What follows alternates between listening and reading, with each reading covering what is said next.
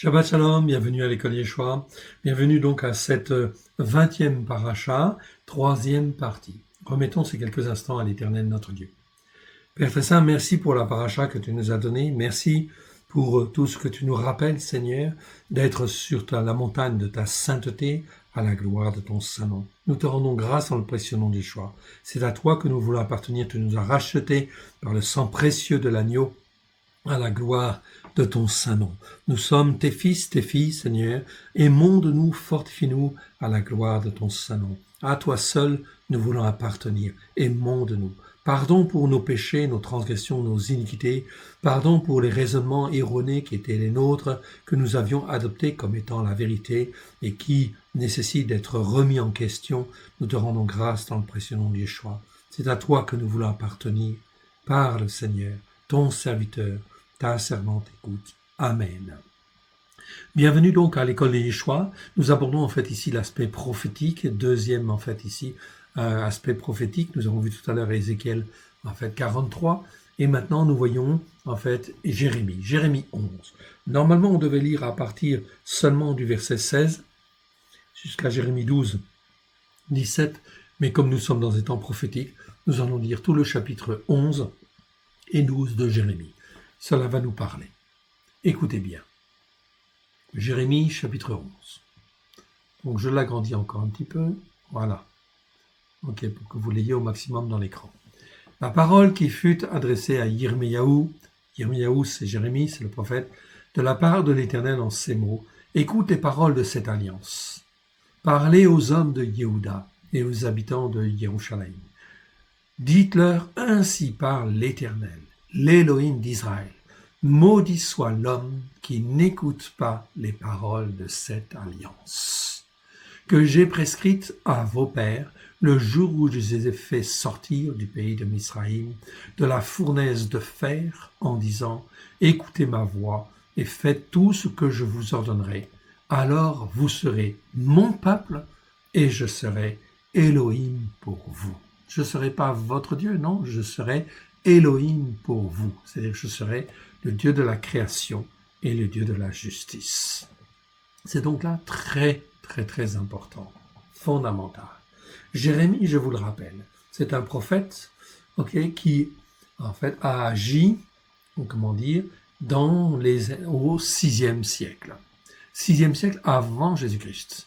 Au temps de la destruction de Jérusalem, 586 avant l'ère chrétienne, eh bien effectivement, c'était là la période où Yirmiyahu, il a prophétisé pendant une quarantaine d'années, un petit peu plus de 40 années, pour ramener le peuple, justement parce que le peuple n'écoutait pas et n'obéissait pas.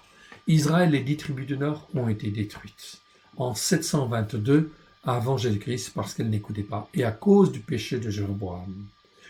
Qui avait changé les fêtes de l'Éternel, et qui, en fin de compte, avait entraîné le peuple dans l'idolâtrie, dans des choses, en fait, religieuses qui n'étaient pas fondées sur la Torah.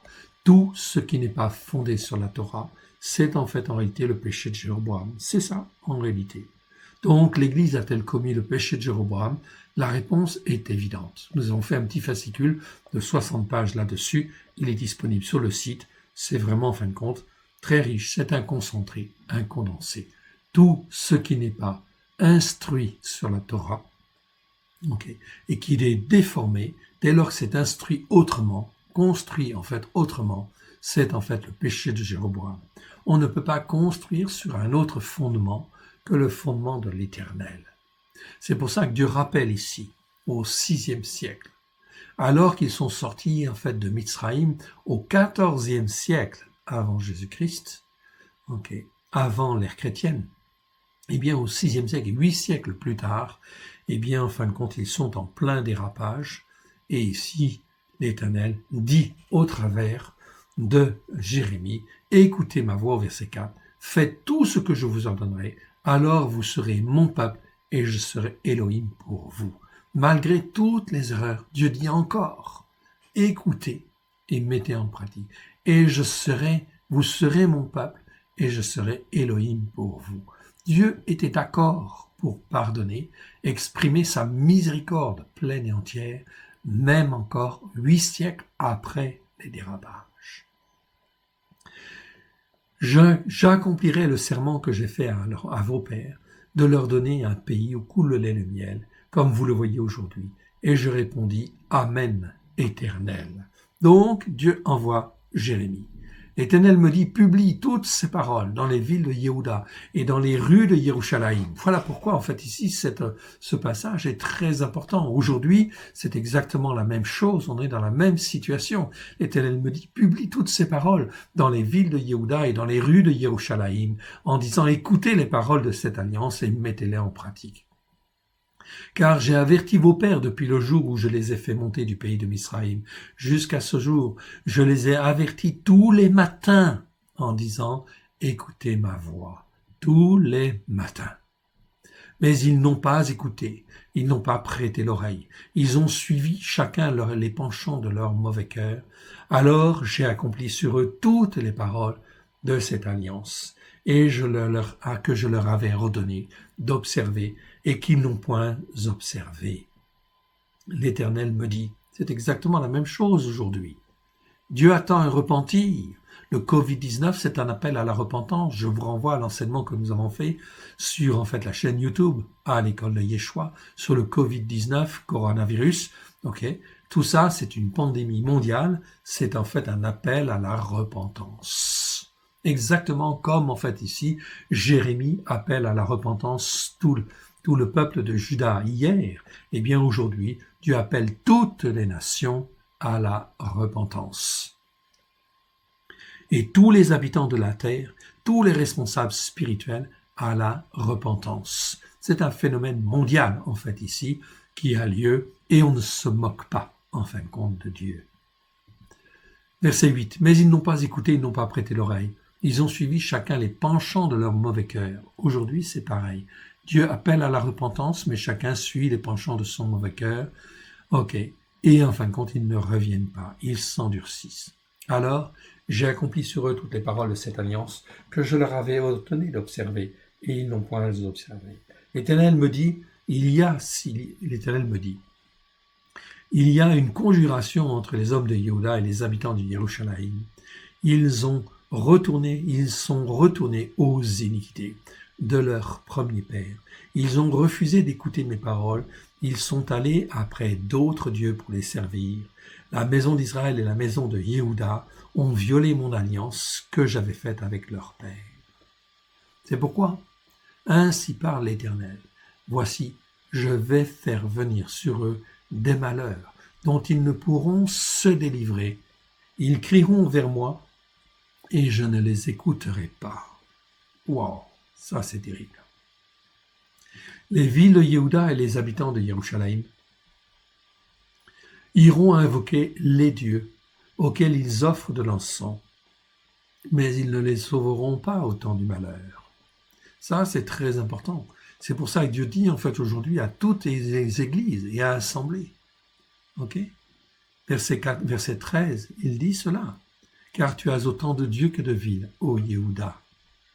Et autant Yerushalayim a 2 rues, autant vous avez dressé d'autels aux idoles, d'autels pour offrir de l'encens à Baal.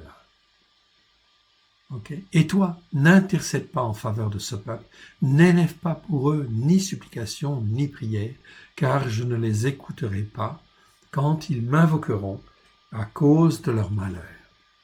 Voilà ce que Dieu dit à tous les responsables spirituels qui ne se repentent pas, qui ne reviennent pas sur les racines hébraïques de la foi pour respecter la sainteté de Dieu.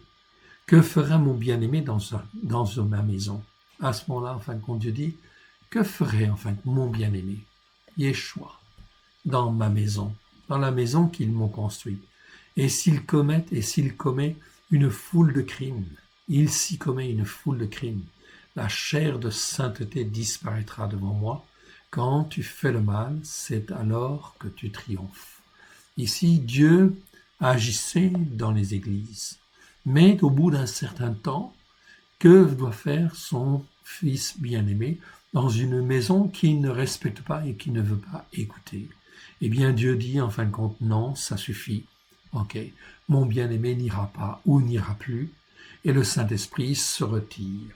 Il s'y commet une foule de crime. Crime ici, c'est le non-respect de la Torah, c'est le non-respect des faits de l'Éternel, c'est le non-respect de la Torah d'une manière générale. En fait, ici, on se moque de Dieu.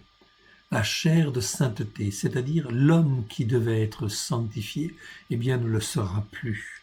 La chair de sainteté disparaîtra de devant moi, c'est-à-dire que personne ne sera sanctifié. Ok, ce sera charnel, ce sera en fin de compte ici du n'importe quoi. Quand tu fais le mal, c'est alors que tu triomphes. Verset 16, à l'olivier verdoyant, remarquable par la beauté de son fruit. Tel est le nom que je t'avais donné, que t'avait donné l'Éternel. Au bruit d'un grand fracas, il l'embrase par le feu, et ses rameaux sont brisés. Toi qui étais appelé à glorifier l'Éternel, souviens-toi que tu as reçu la parole de Dieu entre les mains, et qu'il faut l'écouter et la mettre en pratique, et ne pas se laisser entraîner et déformer par en fait les esprits mauvais. Et qu'il convient en fait de s'attacher à l'Éternel Dieu sur les racines hébraïques de la foi, sur les promesses faites à Abraham, Isaac et Jacob.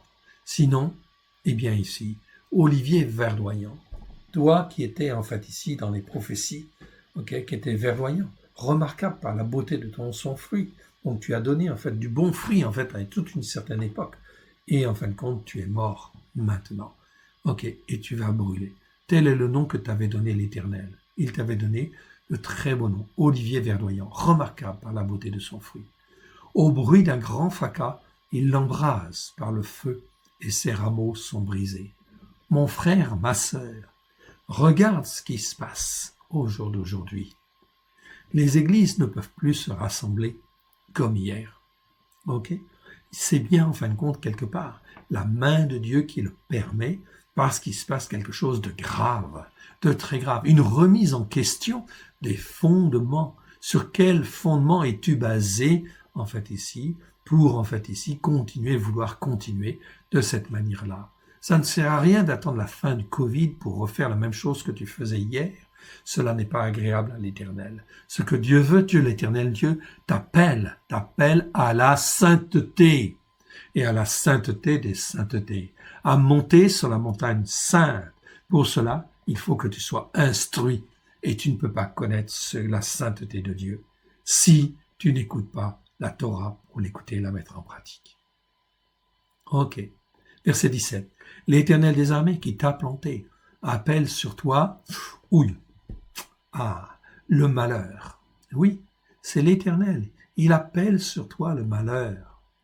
À cause de la méchanceté de la maison d'Israël et de la maison de Yehuda, qui ont agi pour m'irriter en offrant de l'encens à Baal, à des faux dieux, en fait, ici. Baal, c'est l'image du démon, bien sûr, et c'est en fait des faux dieux, en fait, aussi.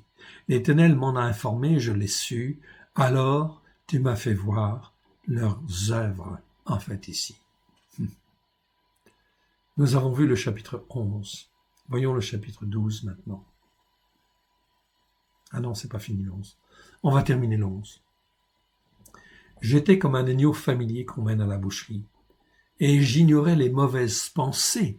Ici, c'est pas un projet, c'est pensée, en fait, ici. Donc c'est très bien. C'est le mot marachava, très important ce mot. Vous l'avez en fait ici, vous avez un certain nombre de versets. Vous pouvez les consulter, faire une pause sur la vidéo et le consulter. C'est un mot très important. Marachava, marachavot en fait en hébreu, vous avez là un certain nombre de versets, en fait ici concernant ce mot. Ce mot, c'est un mot très important. C'est les pensées qu'on a dans la tête, la manière dont on conçoit en fait les choses. C'est les projets que l'on a en fait ici. Ce mot a des correspondances avec des mots grecs, comme le mot noéma, ou le mot nous, également, en fait ici. Mais c'est plus le mot noéma, c'est-à-dire la conception que tu as des choses dans la tête. D'où est-ce qu'elle te vient? Elle te vient de tous les enseignements que tu as reçus. Mais cette conception, en fait, là, eh bien, est-ce qu'il ne faut pas la remettre en question? Et les projets que tu as, les pensées ou les projets que tu as, qui viennent de ces enseignements que tu as eus, en fait, ici, eh bien, est-ce qu'ils sont bons, est-ce qu'ils sont saints devant Dieu? C'est toute la question. C'est pour ça qu'il faut reposer en fait la question. Il y a tout un travail de sanctification, un travail d'orfèvre qu'on a vu tout à l'heure pour faire des vêtements de sainteté. Il faut un travail d'orfèvre, ça ne se fait pas n'importe comment. Eh bien, il faut travailler les pensées, bien évidemment. Ça, c'est important. Tant que c'est encore possible, il faut travailler en fait sur les pensées, bien évidemment. Ok ? Nous l'avons fait, nous avons même fait un séminaire. Vous pouvez l'écouter. Ok ? J'étais comme un agneau familier qu'on mène à la boucherie, et j'ignorais les mauvaises pensées en fait, qu'il méditait contre moi. Détruisons l'arbre avec son fruit, retranchons-le de la terre des vivants, et qu'on ne se souvienne plus de son nom, tellement en fait il dérangeait. Mais l'Éternel des armées est un juste juge qui sonde les reins et les cœurs. Je verrai ta vengeance, c'est-à-dire ta justice, si vous voulez, en fait ici. Okay, vengeance, c'est dans le sens hébreu, c'est rendre les jugements, en fin de compte ici. Donc, Dieu, en fait ici, va rendre ses jugements, s'exercer contre eux, car c'est à toi que je confie ma cause. C'est pourquoi ainsi parle l'Éternel contre les gens d'Anathoth. Okay, d'Anathoth, c'était la ville où Jérémie, en fait, est né. Donc, même les habitants d'Anathoth étaient contre Jérémie, bien évidemment, parce qu'il disait des choses de vérité, en fait, ici, mais ça les dérangeait. Anathoth était une ville de sacrificateurs, pourtant.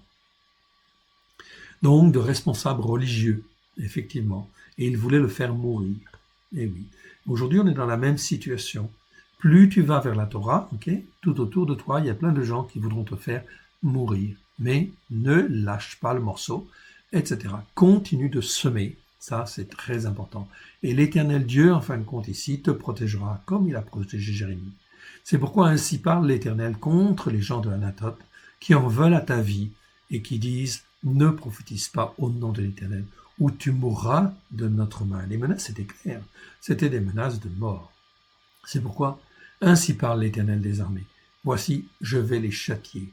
Les jeunes hommes mourront par l'épée, leurs fils et leurs filles mourront par la famine. Aucun d'eux n'échappera, car je ferai venir le malheur sur les gens d'Anathoth l'année où je les châtierai. » C'est donc très important.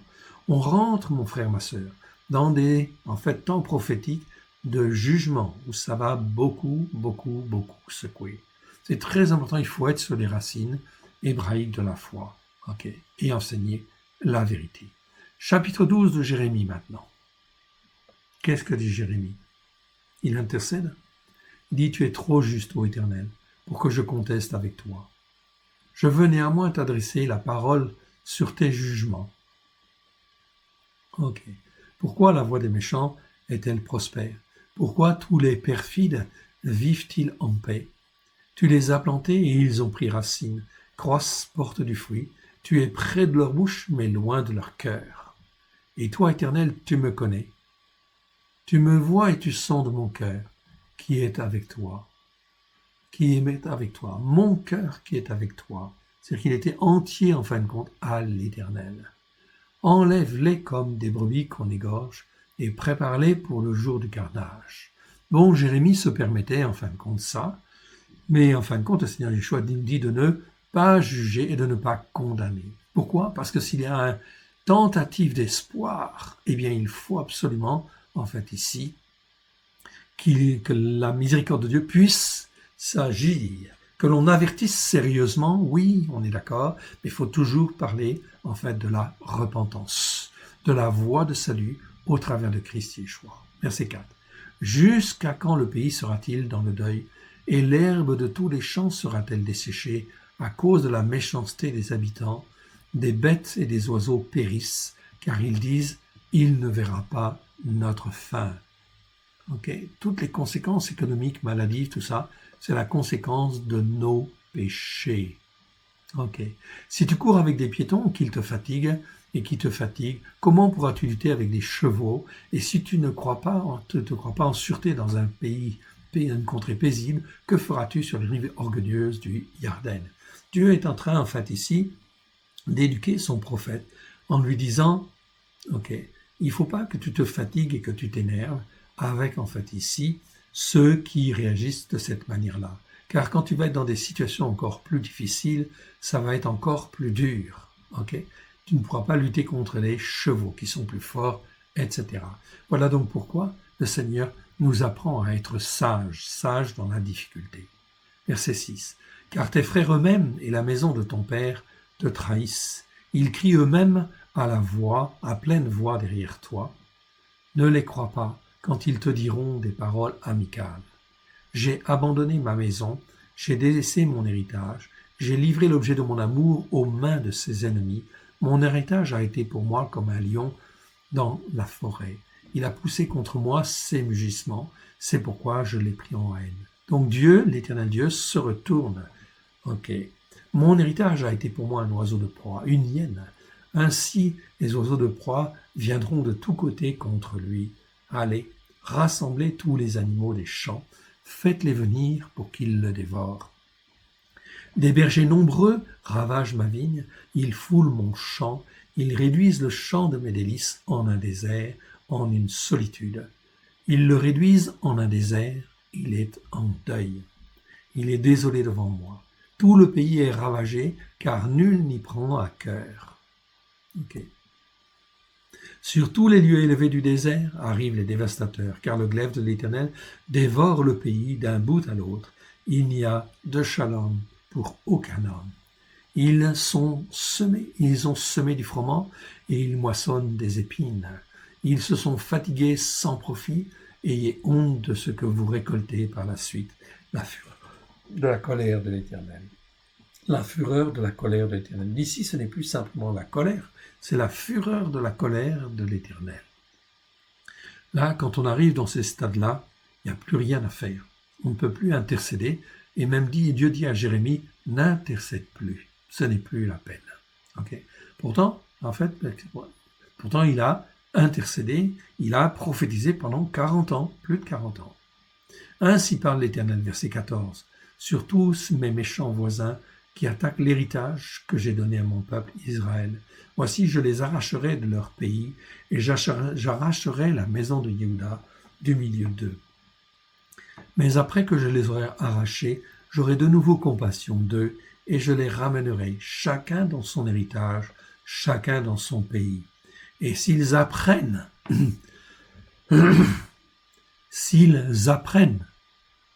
les voix de mon peuple,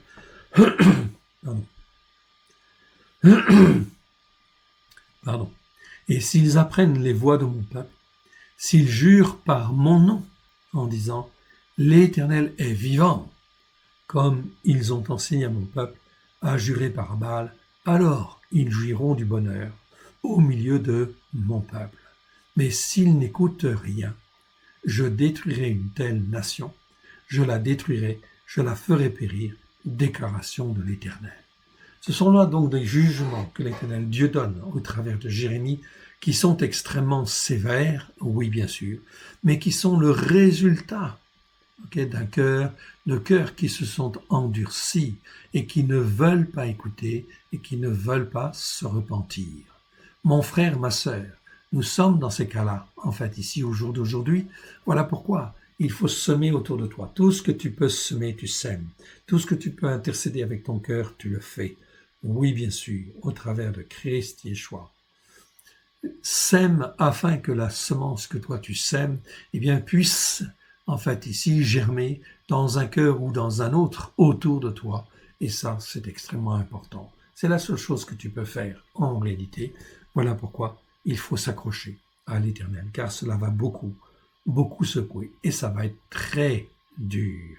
Très, très, très dur.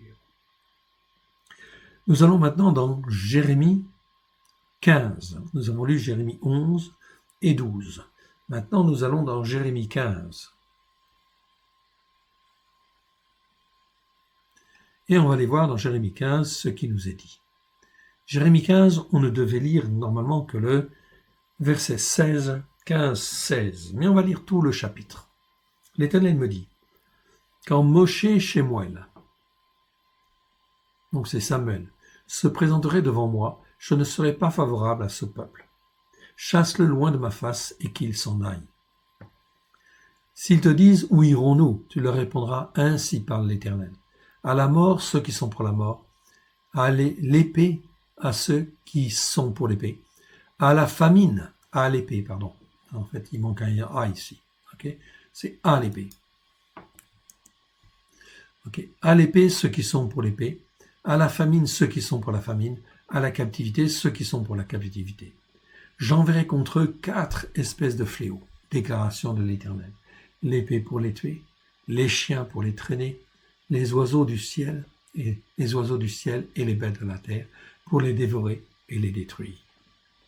Je les rendrai un objet d'effroi pour tous les royaumes de la terre à cause de Ménaché, fils de Rizkiyahu, Ézéchias, roi de Juda, et de tout ce qu'il a fait dans Yerushalayim.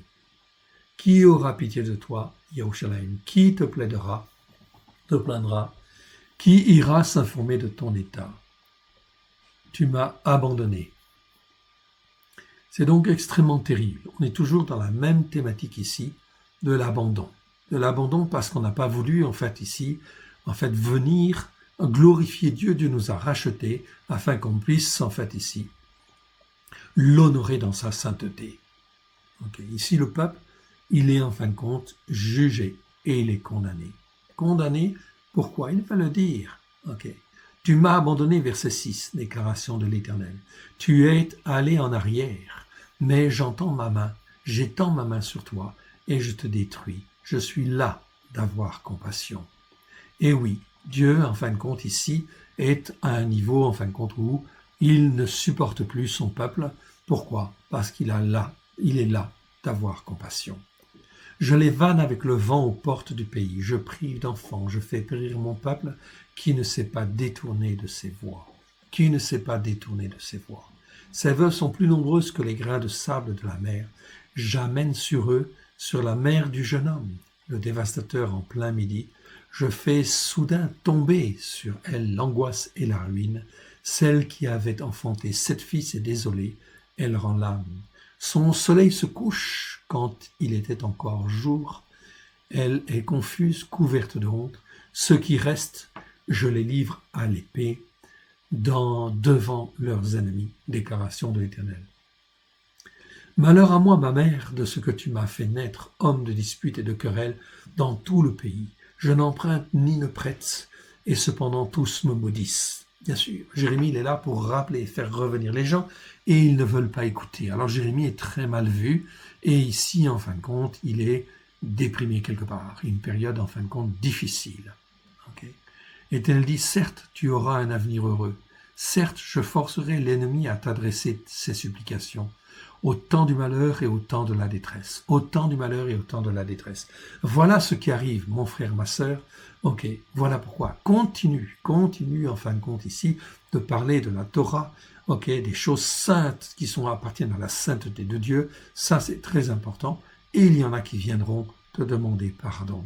Oui, bien sûr. Dans le malheur et le temps de la détresse. Verset 12. Le fer brisera-t-il le fer du septentrion et les reins? Je livre gratuitement au pillage tes biens et tes trésors, à cause de tous tes péchés, sur tout ton territoire. Je te fais passer avec ton ennemi dans un pays que tu ne connais pas, car le feu de ma colère s'est allumé. Il brûle sur vous. Voilà pourquoi c'est extrêmement important. Au jour d'aujourd'hui, nous sommes dans une période Covid-19 depuis presque 1 an maintenant. C'est une période d'appel à la repentance. Appel à la repentance de tous les responsables spirituels, bien évidemment.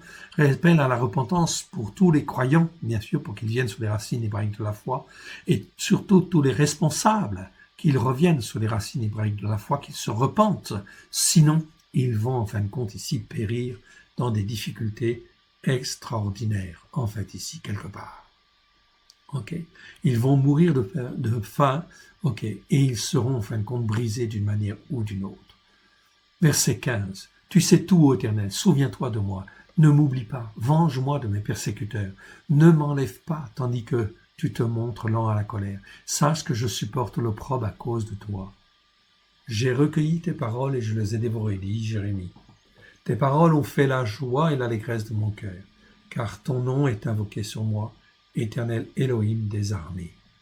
Je ne me suis point assis dans le conciliabule des moqueurs, afin de m'y réjouir, mais à cause de ta puissance, je me suis tenu assis solitaire, car tu me remplissais de rage due à l'indignation. Pourquoi ma souffrance est-elle continuelle? Pourquoi ma plaie est-elle douloureuse? Ne veut-elle pas se guérir?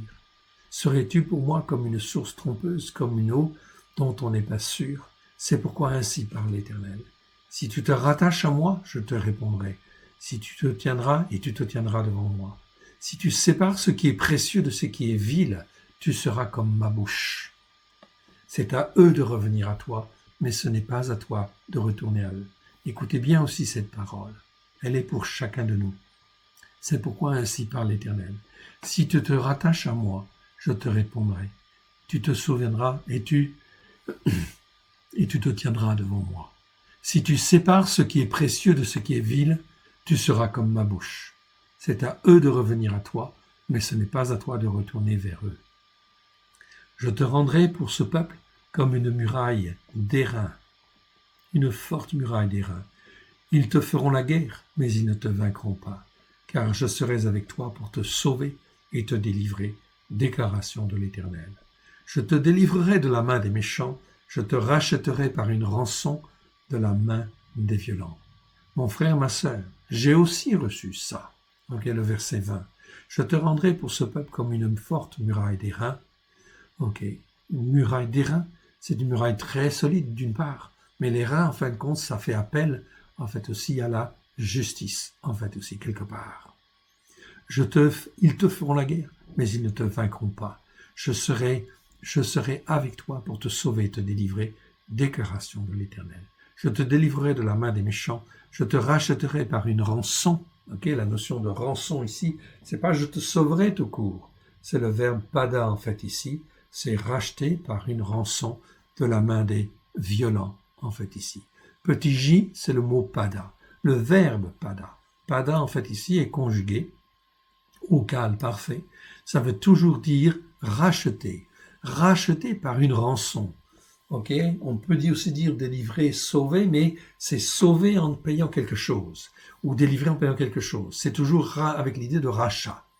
Donc c'est en fait le vrai sens du mot, c'est rachat par une rançon. Je te rachèterai en fait ici. Je t'ai même racheté parce que ici c'est un cal parfait. Cette version verbale existe 19 fois. Je vous encourage encore une fois à regarder ces 19 versets, vous les avez là.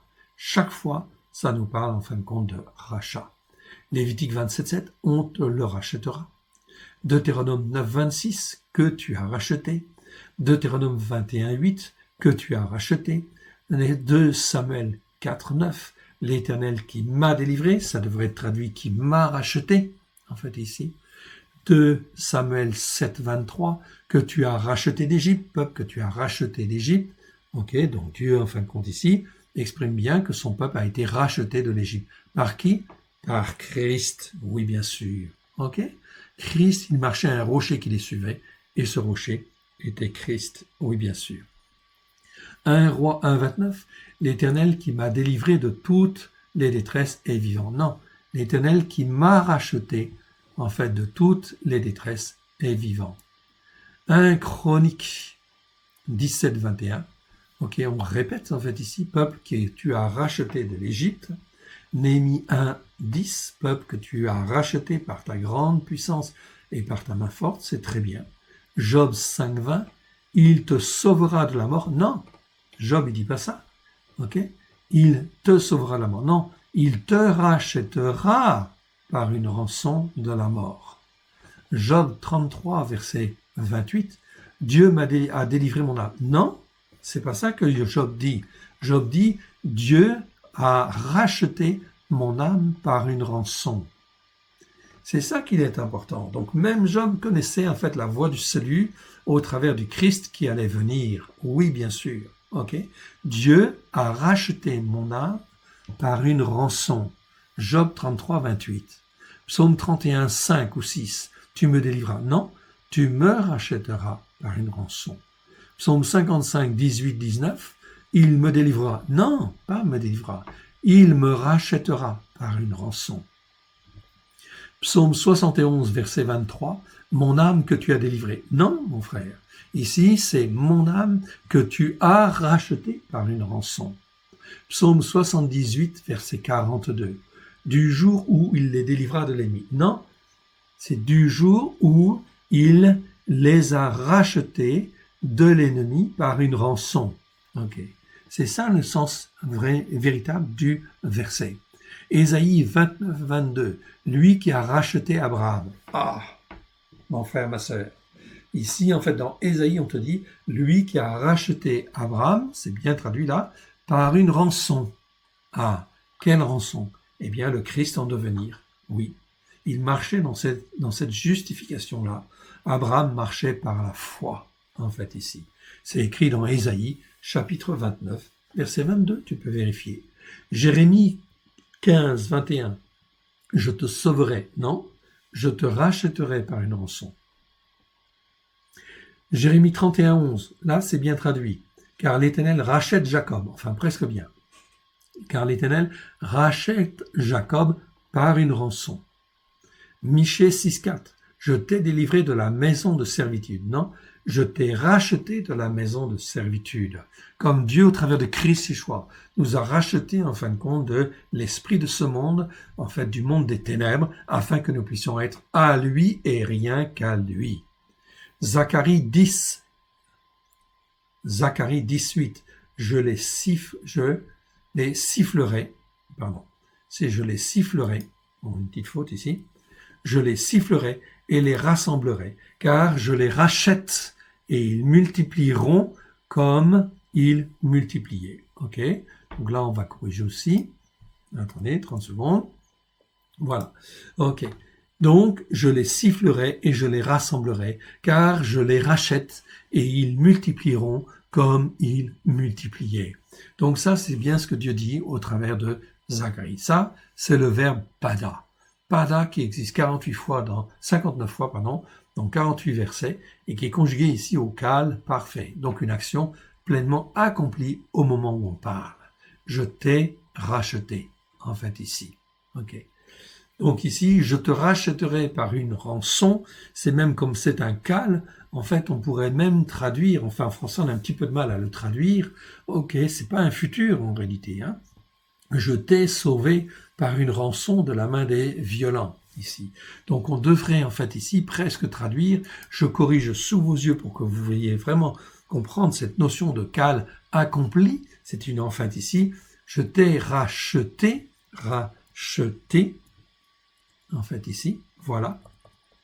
Je t'ai racheté par une rançon. Au moment où on parle, c'est déjà fait, c'est déjà accompli. C'est-à-dire je t'ai racheté par une rançon de la main des violents.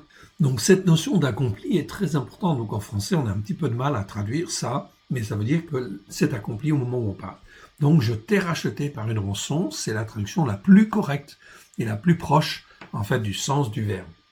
Je t'ai racheté par une rançon de la main des violents, ainsi Jérémie est en fin de compte protégé, bien évidemment. Mon frère, ma sœur, je t'ai racheté par une rançon. Toi qui m'écoutes aujourd'hui, tu as été racheté par une rançon, donc tu n'as rien à craindre. Et la rançon, tu la connais, c'est Christ Yeshua, il a payé pour toi. Alors, sème autour de toi avec intelligence et sagesse. Car le monde est dans une telle perdition aujourd'hui qu'il faut faire tout ce que l'on peut, en fait, ici, devant l'Éternel, pour pouvoir parler, semer, en fait, ici, afin que la semence que tu sèmes puisse peut-être un jour appeler les uns les autres à la repentance. Et si toi tu as parlé, les gens sauront, en fait, ici, qu'ils peuvent venir te voir pour, en fait, ici, demander pardon et savoir comment il faut faire, bien évidemment, pour en sauver. Car l'Éternel, notre Dieu, en fait, est miséricordieux. Sa miséricorde atteint jusqu'aux cieux et il veut sauver. Donc Dieu permet ce Covid-19, permet les mutations, bien évidemment, permet toutes ces choses dans le but que les hommes et les femmes se repentent s'ils veulent bien écouter. S'ils veulent bien écouter.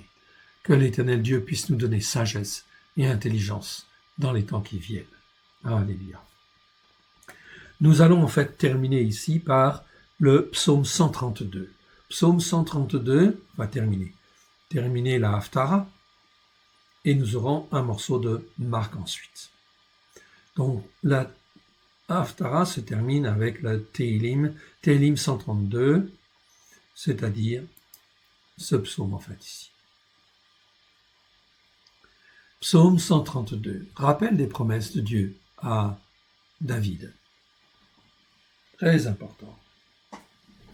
Télim, Psaume 132, lisons, écoutons, Cantique des degrés. Éternel, souviens-toi de David, de toutes ses peines. Il jura à l'Éternel, il fit ce vœu au puissant de Jacob. Puissant de Jacob, ça c'est très important. David utilise cette expression, le puissant de Jacob. Ok, donc il peut tout faire. Aujourd'hui aussi, le puissant de Jacob peut agir et il a envie d'agir. Oui, bien sûr. Verset 3. Je n'entrerai pas dans la tente où j'habite, je ne monterai pas sur le lit où je repose, je ne donnerai ni sommeil à mes yeux, ni assoupissement à mes paupières, jusqu'à ce que j'ai trouvé un lieu pour l'Éternel, un tabernacle. Donc là, il veut construire un tabernacle pour le puissant de Jacob, parce qu'il voulait honorer en fait l'Éternel, bien évidemment. Voici, nous en entendîmes parler à Ephrata. Tiens. Donc en fait, David veut construire en fait un temple à l'Éternel, un tabernacle pour le puissant de Jacob. Bien sûr, il va le faire au travers de Salomon, son fils. Mais ici, on te dit, voici, nous entendîmes parler à Ephrata. Ah, nous la trouvâmes dans les champs de Jahar. Ok? Quoi? Nous trouvâmes quoi dans les champs de Jahar? L'arche fut transportée par David de Kirjat Jearim à Jérusalem. Oui. Mais on te parle en fait ici d'Ephrata. Ephrata, qu'est-ce qui est né à Bethléem, Ephrata? Bien sûr, c'est la maison de l'Éternel. La maison de l'Éternel, la maison spirituelle de l'Éternel, elle passe par Ephrata, là où est né Yeshua. Bien sûr, c'est un signe en fait ici. Allons à son tabernacle, prosternons-nous devant son marchepied. Lève-toi, Éternel, viens au lieu de ton repos, au lieu de repos, à ton lieu de repos, toi et l'arche de ta majesté. Dieu n'a pas changé, en fait, il est le même. Que tes sacrificateurs soient revêtus de justice et que tes fidèles poussent des cris de joie. Ici, donc, la prière de David, que tes sacrificateurs soient revêtus de justice. De quelle justice? De la justice par la foi. Oui, bien sûr, au travers de Christ Yeshua, afin de prendre en compte la sainteté de Dieu, pour faire une demeure. Et cette demeure, elle doit être en nous, car nous sommes le temple du Saint-Esprit. Non, le temple de l'Esprit Saint, c'est mieux, en réalité, dans la formulation. Donc, ça, c'est très important, le temple de l'Esprit Saint, afin que l'Esprit de sainteté, ou l'Esprit Saint, puisse te sanctifier, te purifier, à la gloire de l'Éternel, et que son onction puisse venir en abondance. Verset 10. À cause de David, ton serviteur, ne repousse pas ton Mashiach. Ton oint, en fait, ici, en hébreu, ton Mashiach. Et l'Éternel a juré la vérité à David, il n'en reviendra pas. Je mettrai sur ton trône un fruit de tes entrailles. Donc il y a bien un héritage spirituel qui est là. Dieu promet à David un héritier, un fils à David. C'est pour ça que ce fils, c'est bien Yeshua, qui va être né à Ephrata, à Bethléem. Je mettrai sur ton trône un fruit de tes entrailles, si tes fils observent mon alliance et mon témoignage, que je leur enseigne. Leurs fils aussi, pour toujours, seront assis sur ton trône. Donc ici, on parle d'un fils, la chose en fait est claire et établie. Donc Yeshua, le fils de David. Mais il est bien dit aussi, verset 12, « Si tes fils observent mon alliance et mon témoignage, que je leur enseigne, c'est-à-dire la Torah et le témoignage de Dieu, leurs fils aussi pour toujours seront assis sur ton trône. » Oui, l'Éternel a choisi Tzion, c'est la montagne spirituelle. Il l'a désiré pour sa demeure. C'est mon lieu de repos à toujours. J'y habiterai car je l'ai désiré. Je bénirai sa nourriture, je rassasierai de pain ses indigents, je revêtirai de salut ses sacrificateurs, donc tous les sacrificateurs qui sont générés en fait au travers de la foi d'Abraham, d'Isaac, de Jacob, sur les racines hébraïques de la foi, dans, en fin de compte ici, l'héritage de David, eh bien il n'y a pas de problème. Le Seigneur dit, je revêtirai de salut ses sacrificateurs, et ses fidèles pousseront des cris de joie. Là, j'élèverai la corne de David, la force de David, la corne de David, la puissance de David. Je préparerai une lampe à mon oint. Ce oint, c'est qui? Yeshua. bien évidemment. Je préparais une lampe à mon oint, en fait ici, je revêtirai de honte ses ennemis. Sur lui brillera la marque des Netzer. C'est-à-dire, en fait ici, de ceux, c'est pas la couronne, hein? Non, brillera la couronne. Non, on s'en fout de la couronne. C'est la marque, en fait, des Nézer, c'est-à-dire des Nazoréens, en fait, ici. Des consacrés, la marque des consacrés à ma sainteté, en fait, ici. Consacrés de l'Éternel, la marque des Nazoréens, la marque des Nézer, qui est donc, en fait, ici, la marque des Nazoréens. Nézer, en fait, ici, c'est donc bien, en fin de compte, Dieu compte ici sur, en fait, tous ceux qui l'appellent dans la détresse qui va venir, à venir sous les racines hébraïques de la foi, à la gloire de son saint nom. Nézer, ça veut dire couronne dans certains dictionnaires, mais c'est le symbole et la marque des Nézer, c'est plus que la couronne, ok, c'est pas la couronne, on s'en fiche de la couronne, c'est la marque des Nazoréens, de ceux qui sont consacré, mis à part. Ok? C'est pour ça qu'Yeshua a été appelé le Nazoréen. Je revêtirai de honte ses ennemis et sur lui brillera la marque des Nézer. C'est-à-dire, quelle est la marque, en fait, ici, qui est la marque de consécration qui brille sur Yeshua. Yeshua l'a dit, je suis Yeshua, ok, le Nazoréen. Il l'a dit à Apollos. Il a, en fait, donné sa marque. Sa marque, c'est d'être Nazoréen, d'être un consacré consacrant. C'est tout, mon frère, ma sœur. Sois un consacré consacrant, un Nazoréen, et l'Éternel va te bénir en abondance. Okay? Dans les temps qui viennent, c'est très important. Nous allons aller maintenant dans la Brit Hadasha, Marc chapitre 15, versets 16 à 20, okay? Et le petit passage suivant, versets 21 à 28. Donc ici, Yeshua subit les sévices. Donc je rappelle que ce Shabbat, c'est le 3e Shabbat du 12e mois. Donc on arrive bientôt à la nouvelle année, qui doit être une occasion, en fin de compte, de témoigner, d'être un consacré consacrant à la gloire de l'Éternel. Ok.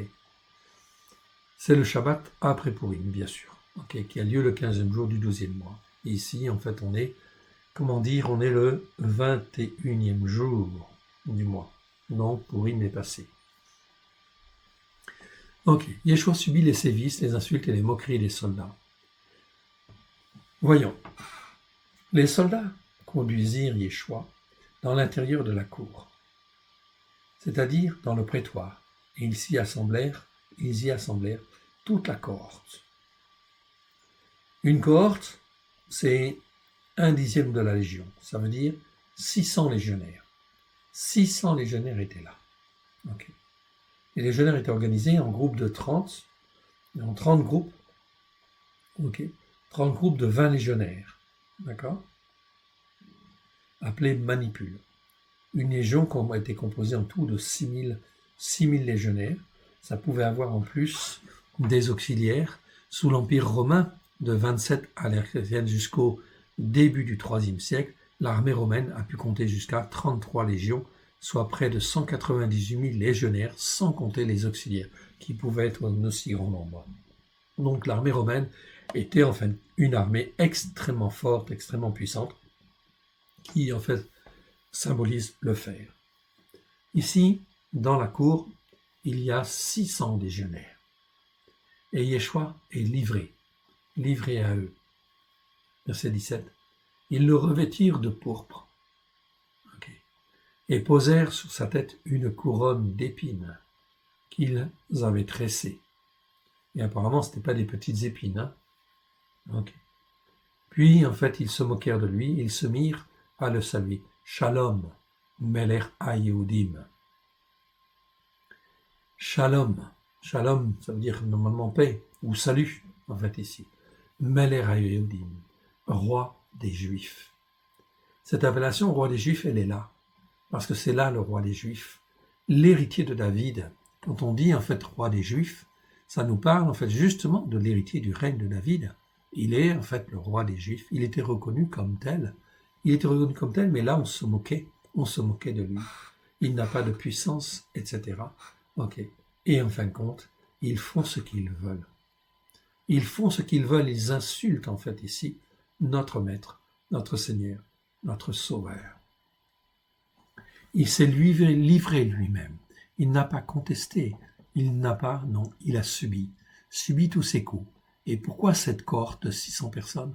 Parce que chaque coup qu'il a reçu, c'était en fin de compte pour nos transgressions, nos erreurs, nos péchés, nos iniquités. Il a souffert avec ses 600 légionnaires, car un légionnaire, quand il frappe, eh bien, il ne frappe pas doucement, hein, ok? Donc, Yeshua a passé vraiment un très, très, très mauvais moment. Est-ce qu'il a voulu échapper à ça? Non, ok? Il l'a subi. Il l'a subi pourquoi? Pour nous sauver, pour que l'on soit à lui, pour nous racheter, comme on a vu tout à l'heure. Nous racheter, afin que nous soyons à lui, et rien qu'à lui. Verset 19, ils lui frappèrent la tête avec un roseau, crachèrent sur lui, et fléchissant les genoux, ils se prosternèrent devant lui. Après s'être ainsi moqué de lui, ils lui ôtèrent la pourpre, qui est le symbole de la royauté, ici. Lui remirent ses vêtements et l'emmenèrent pour le crucifier. Yeshua a souffert pour nous. Alors, qu'est-ce que nos souffrances, mon frère, ma sœur, que nous pouvons endurer aujourd'hui, en fait, par rapport à côté de ce que Yeshua a vécu? Lui, il a payé le prix. Il a payé de sa vie et il a souffert, en fait, ici. Toutes nos erreurs, tous nos péchés, tout cela, il l'a pris. Il l'a volontiers pris. Ok, afin que nous puissions lui appartenir, afin qu'il puisse être le chef de l'armée de l'Éternel, afin qu'il puisse être le chef de tout ce qu'il a racheté, parmi les Juifs et les non-Juifs, afin que nous puissions être reboostés et ne pas nous arrêter aux petites douleurs que nous pouvons en fait avoir au jour d'aujourd'hui, lorsque notamment nous témoignons. Oui, bien sûr. Alors, essayons d'honorer notre Maître qui a souffert pour nous racheter et l'honorer, en fait ici, honorer sa mémoire, comme il convient à la gloire de son saint nom, afin d'élever Yeshua dans nos cœurs et dans nos vies. Amen. Christ crucifié est mis au nombre des centauras. Verset 21. Ils forcèrent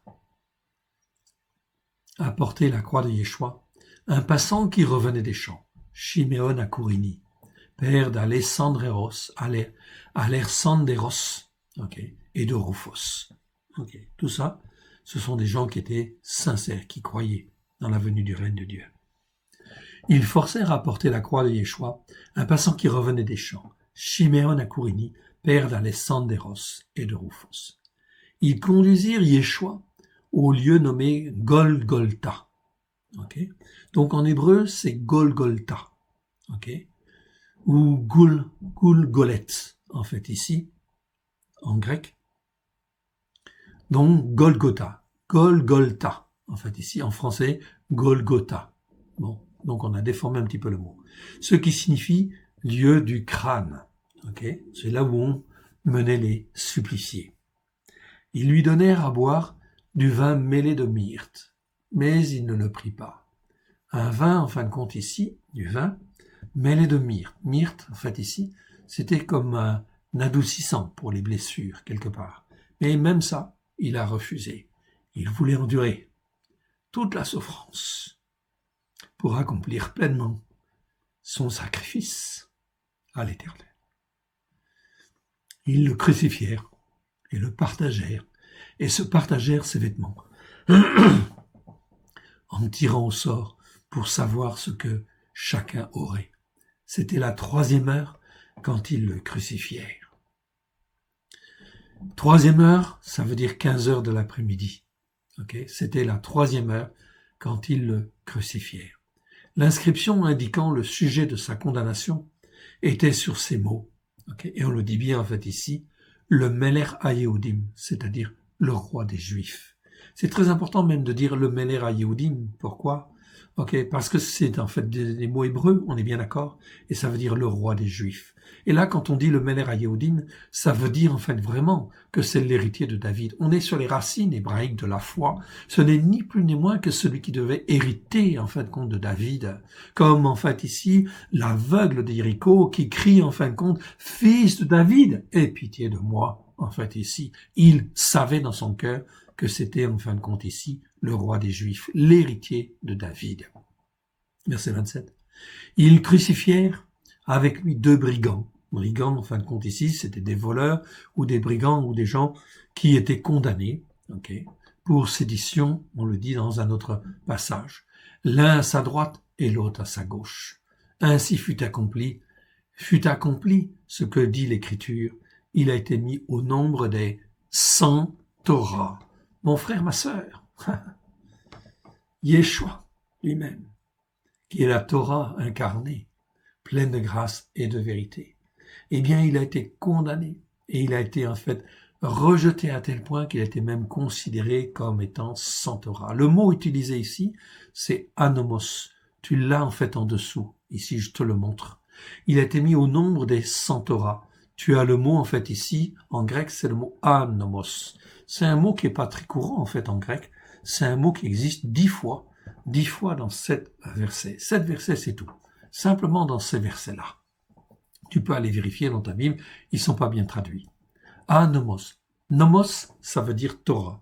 Nomos, N-O-M-O-S, ça veut dire Torah, ça veut dire loi. Et la loi de Dieu, en fait, ici, à cette époque-là, c'était que la Torah. Donc, en fait, ici, ça voulait dire Torah. Nomos, ça veut dire Torah, tout simplement. Et nomos, quand tu mets un A devant, en grec, ça veut dire le contraire. C'est-à-dire sans Torah ou contre la Torah. En fait, tout simplement. Et ce mot-là est très mal traduit parce qu'on le traduit souvent par iniquité. Donc, ça noie le poisson et les gens ne savent pas. Alors, s'il te plaît, dans ta Bible, regarde tous ces versets qui sont mentionnés là. Je te les agrandis. Marc 15, 28, Luc 22, 37, etc. Actes 2, 23, 1 Corinthiens 9, 21, 4 fois ici dans ce verset. Dans 2 Thessaloniciens 2, 8, 1 Timothée 1, 9, 2 Pierre 2, 8. Dans chacun de ces versets, sur ta Bible, remplace le mot iniquité, parce que la plupart du temps c'est traduit par iniquité. Ça ne veut pas dire iniquité, pas du tout. Ça veut dire sans Torah, tout simplement. C'est très important parce que ça va nous apprendre, en fin de compte, des choses très importantes sur ce qui va venir et ce qui doit être enseigné correctement. Donc là, effectivement, il a été mis au nombre des 100 Torah. Les 100 Torah, c'est exactement, en fin de compte, ou ceux qui transgressent la Torah, tout simplement. Si je vais voir dans Ésaïe 53, 12, qui fait référence à ce passage-là, eh bien, c'est aussi très mal traduit dans nos Bibles, en fait, en français. Donc, sur ces mots-là, change, en fait, ici, les mots et marque 100 Torah. Et tu verras, effectivement, qu'il y a une différence, surtout dans les temps qui viennent.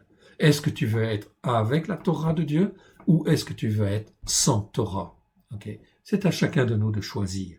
Est-ce qu'on veut être sans Torah ou est-ce qu'on veut être sans Torah ou est-ce qu'on veut être avec la Torah?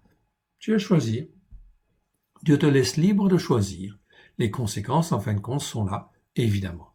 Je reviens à Ésaïe.